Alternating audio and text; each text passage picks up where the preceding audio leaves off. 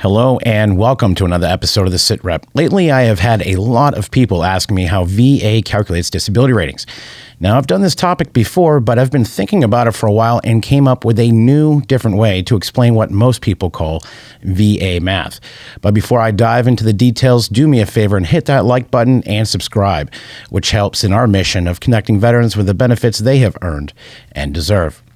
So how is it that a veteran can be awarded 60% for one disability, 50% for another, and 10% for a third, which all adds up to 120%, but end up with 80%? Moreover, how is it that the same veteran could later be awarded an additional 10% and still end up with 80%? Well, grab a sheet of paper and pencil, and let's see how VA math works. Create 5 columns where column 1 is rating, column 2 is remainder times rating, column 3 is product, column 4 is remainder minus product, and column 5 is remainder. Under remainder, we want to go ahead and write 100%, which represents the highest amount of VA disability achievable.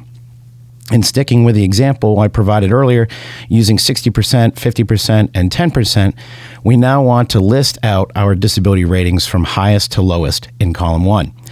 Now we want to take the remainder from the previous line, which is 100%, and multiply it by the respective disability rating, which is 60%. This gives us a product of 60%, and then we want to subtract the product from the previous line's remainder, and we end up with 40%. We are going to repeat this process on the next line. So take the previous line's remainder of 40%, multiply it by 50%, which gives us a product of 20%. Then subtract it from 40%, and you end up with a remainder of 20%. Again, jump to the next line, and we multiply the previous remainder by 10%, get a product of 2%, subtract that from 20%, and end up with 18%. Now, there are 2 ways you can get to your final rate of disability. You can either add all of the products, which gives you 82%, or you can subtract 18% from 100%, which also gives you 82%. However, VA always rounds to the nearest 10. So even though you have 82% in disability, it is rounded down to 80%. So if this veteran submits a new claim and gets an additional 10%, what happens? Just as before, add in the new percentage of disability, making sure they are in order of largest to smallest. Next, we multiply the previous line's remainder, 18%, by the new disability rating of 10%, which gives us a product of 1.8%. We then subtract 1.8% from 18%, and we have a new remainder of 16.2%.